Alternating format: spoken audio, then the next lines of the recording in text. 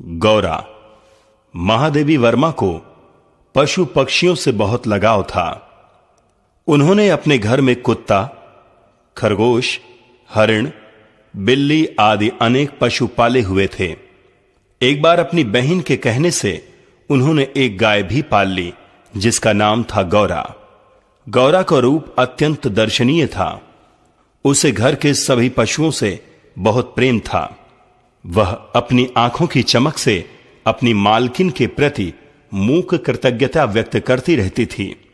वह दूध भी खूब देती थी। एक बार में लगभग 10 लीटर। घर पर गाय आ जाने से लेखिका ने ग्वाले से दूध लेना बंद कर दिया, किंतु उसे दूध दोहने के लिए रख लिया। उस ग्वाले ने गुड़ में सुई लपेटकर गाय को खिला दी। जब यह पता लगा तो ग्वाला अंतर्ध्यान हो गया। लेखिका ने सभी संभव उपचार किए, किंतु अंततः गाय की मृत्यु हो गई। लेखिका ने अपने इस संस्मरण के माध्यम से पशुओं के सहज स्नेही स्वभाव को रेखांकित करने के साथ साथ इस तथ्य पर भी प्रकाश डाला है कि गोपालक कहलाने वाले इस देश के लोग अपने तुच्छ स्वार्थों की पूर्ति के लिए पशु हत्या जैसा कितना नीच कार्य करते हैं। पर उस दिन मैंने ध्यानपूर्वक गौरा को देखा। पुष्ट लचीले पैर, भरे हुए पुट्ठे, चिकनी भरी हुई पीठ, लंबी सुडौल गर्दन, निकलते हुए छोटे छोटे सींग, भीतर की लालिमा की झलक देते हुए कमल की 2 अधखुली पंखुड़ियों जैसे कान, लंबी और अंतिम छोर पर काले सघन चामर का स्मरण दिलाने वाली पूंछ, सब कुछ सांचे में ढला हुआ सा था। गाय को मानो इटालियन मार्बल में तराश कर उस पर ओप दी गई हो। गौरा को देखते ही मेरी गाय पालने के संबंध की दुविधा निश्चय में बदल गई। गौरा वास्तव में प्रियदर्शिनी थी। विशेषतः उसकी काली बिल्लौरी आंखों का तरल सौंदर्य तो दृष्टि को बांधकर स्थित कर देता था। चौड़े उज्ज्वल माथे और लंबे तथा सांचे में ढले हुए से मुख पर आंखें बर्फ में नीले जल के कुंडों के समान लगती थीं। उनमें एक अनोखा विश्वास का भाव रहता था। गाय के नेत्रों में हिरण के नेत्रों जैसा चकित विस्मय न होकर एक आत्मीय विश्वास ही रहता है। उस पशु को मनुष्य से यातना ही नहीं, निर्मम मृत्यु तक प्राप्त होती है, किंतु उसकी आंखों के विश्वास का स्थान न विस्मय ले पाता है न आतंक। महात्मा गांधी ने गाय करुणा की कविता है क्यों कहा, यह उसकी आंखें देखकर ही समझ में आ जाता है। गौरा की अलस मंथर गति से तुलना करने योग्य कम वस्तुएं हैं।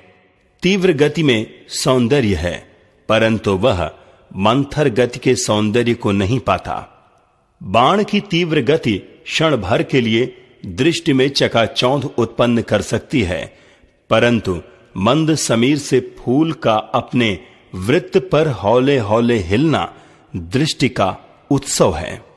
कुछ ही दिनों में वह सबसे इतनी हिलमिल गई कि अन्य पशु पक्षी अपनी लघुता और उसकी विशालता का अंतर भूल गए। कुत्ते बिल्ली उसके पेट के नीचे और पैरों के बीच में खेलने लगे। पक्षी उसकी पीठ और माथे पर बैठकर उसके कान तथा आंखें खुजलाने लगे। वह भी स्थिर खड़ी रहकर और आंखें मूंदकर मानो उनके संपर्क सुख की अनुभूति में खो जाती थी।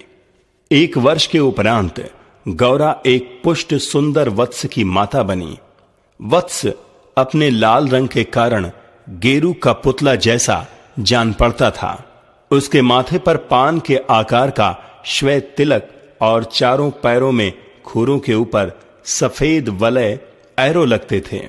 मानो गेरू से बनी वत्स मूर्ति को चांदी के आभूषणों से अलंकृत कर दिया गया हो। बछड़े का नाम रखा गया लाल मणि, परंतु उसे सब लालू के संबोधन से पुकारने लगे। माता पुत्र दोनों निकट रहने पर हिमराशि और जलते अंगारों का स्मरण कराते थे। अब हमारे घर में मानो दुग्ध महोत्सव आरंभ हुआ। गौरा प्रातः सायं 10 लीटर के लगभग दूध देती थी, अतः लालमणि के लिए कई लीटर छोड़ देने पर भी इतना अधिक शेष रहता था कि आसपास के बाल गोपाल से लेकर कुत्ते बिल्ली तक सब पर मानो दूध नहाओ का आशीर्वाद फलित होने लगा। कुत्ते बिल्लियों ने तो एक अद्भुत दृश्य उपस्थित कर दिया था।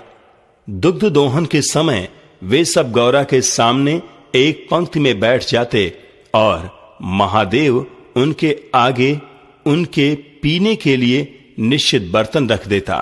किसी विशेष आयोजन पर आमंत्रित अतिथियों के समान वे परम शिष्टता का परिचय देते हुए प्रतीक्षा करते रहते। फिर नाप नाप कर सबके पात्रों में दूध डाल दिया जाता, जिसे पीने के उपरांत वे एक बार फिर अपने अपने स्वर में कृतज्ञता ज्ञापन सा करते हुए गौरा के चारों ओर उछलने कूदने लगते। जब तक वे सब चले न जाते, गौरा प्रसन्न दृष्टि से उन्हें देखती रहती। जिस दिन उनके आने में विलंब होता, वह रंभा रंभा कर मानो उन्हें पुकारने लगती। पर अब दुग्ध दोहन की समस्या कोई स्थायी समाधान चाहती थी।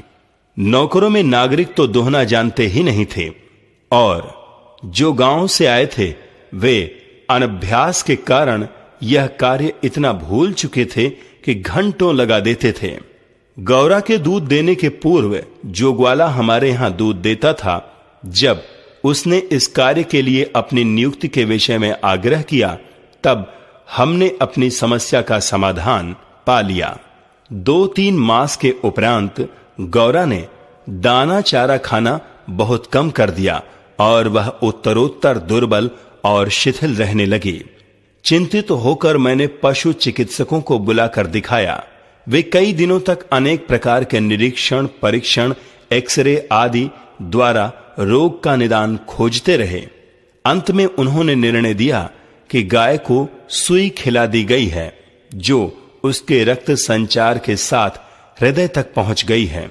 जब सुई गाय के हृदय के पार हो जाएगी, तब रक्त संचार रुकने से उसकी मृत्यु निश्चित है। मुझे कष्ट और आश्चर्य दोनों की अनुभूति हुई। सुई खिलाने का क्या तात्पर्य हो सकता है? दाना चारा तो हम स्वयं देखभाल कर देते हैं, परंतु संभव है उसी में सुई चली गई हो। पर डॉक्टर के उत्तर से ज्ञात हुआ कि दाने चारे के साथ गई सुई गाय के मुख में ही छिपकर रह जाती है। गुड़ की बड़ी डली के भीतर रखी सुई ही गले के नीचे उतर पाती है और अंततः रक्त संचार में मिलकर हृदय में पहुंच सकती है। अंत में एक ऐसा निर्मम सत्य उद्घाटित हुआ जिसकी कल्पना भी मेरे लिए संभव नहीं थी। प्रायः कुछ ग्वाले ऐसे घरों में जहां उनसे अधिक दूध लिया जाता है, गाय का आना सह नहीं पाते। अवसर मिलते ही वे गुड़ में लपेटकर सुई उसे खिलाकर उसकी असमय मृत्यु निश्चित कर देते हैं। गाय के मर जाने पर उन घरों में वे पुनः दूध देने लगते हैं। सुई की बात ज्ञात होते ही ग्वाला एक प्रकार से अंतर्ध्यान हो गया, अतः संदेह का विश्वास में बदल जाना स्वाभाविक था। वैसे उसकी उपस्थिति में भी किसी कानूनी कार्यवाही के लिए आवश्यक प्रमाण जुटाना असंभव था। अब वह उठ नहीं पाती थी, परंतु मेरे पास पहुंचते ही उसकी आंखों में प्रसन्नता की छाया सी तैरने लगती थी।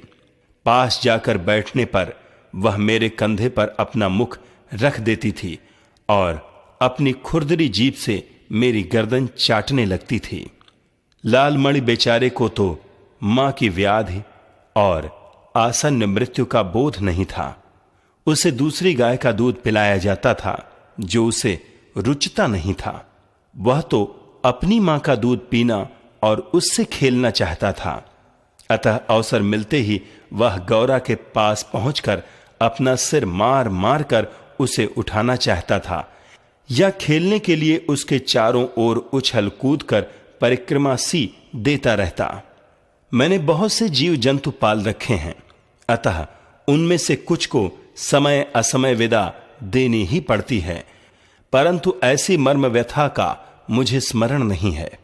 इतनी हृष्ट पुष्ट सुंदर दूध सी उज्ज्वल पयस्विनी गाय अपने इतने सुंदर चंचल वत्स को छोड़कर किसी भी क्षण निर्जीव और निश्चेष्ट हो जाएगी, यह सोचकर ही आंसू आ जाते थे। लखनऊ, कानपुर आदि नगरों से भी पशु विशेषज्ञों को बुलाया। स्थानीय पशु चिकित्सक तो दिन में 2-3 बार आते रहे, परंतु किसी ने ऐसा उपचार नहीं बताया जिससे आशा की कोई किरण मिलती। निरुपाय मृत्यु की प्रतीक्षा का मर्म वही जानता है जिसे किसी मरणासन्न रोगी के पास बैठना पड़ा हो। जब गौरा की सुंदर चमकीली आंखें निष्प्रभ हो चली और सेब का रस भी कंठ में रुकने लगा, तब मैंने अंत का अनुमान लगा लिया। अब मेरी एक ही इच्छा थी कि मैं उसके अंत समय उपस्थित रहूं। दिन में ही नहीं, रात में कई कई बार उठकर मैं उसे देखने जाती रही। अंत में एक दिन ब्रह्म मुहूर्त में 4 बजे मैं गौरा को देखने गई। तब जैसे ही उसने अपना मुख सदा के समान मेरे कंधे पर रखा, वैसे ही वह एकदम पत्थर जैसा भारी हो गया और मेरी बांह पर से सरक कर धरती पर आ रहा था। कदाचित सुई ने हृदय को बेध कर बंद कर दिया था। अपने पालित जीव जंतुओं के पार्थिव अवशेष मैं गंगा को समर्पित करती रही हूं। गौरांगनी को ले जाते समय मानो करुणा का समुद्र उमड़ आया, परंतु लाल मणि इसे भी खेल समझ उछलता कूदता रहा।